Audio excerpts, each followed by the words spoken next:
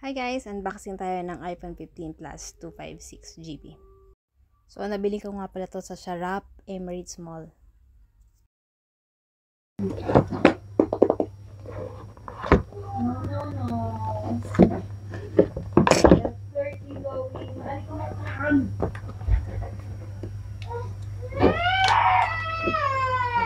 So, ayun na nga, narinig ng iyak ng bata. My gosh. So, ang kasama na sa is yung cable na Type-C. Tapos, manual. Tsaka yung pin. And then, meron din siyang free sticker na Apple. Then, hello! Hello, iPhone. First time kong bumili ng ito. Welcome to iPhone. So, yun na nga. Dapat i-connect na natin sa ating internet. Tapos, set up na natin siya, guys.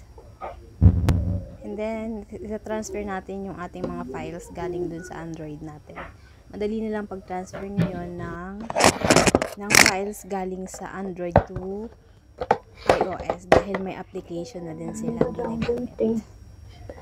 So, while nagta-transfer tayo ng ating file, ayan, unbox naman natin ang ating case na binili. So, yan yung case. May stand na siya, guys, and magnetic charger. Actually, hindi pa kami nakabili ng magnetic charger niya. God, next time na lang. Naubos na yung pera. Kulang na ang budget charger. So, ayan na nga, guys. Ang kapal na ito. So, ayan. Comes with the manual din. So, lagay na natin.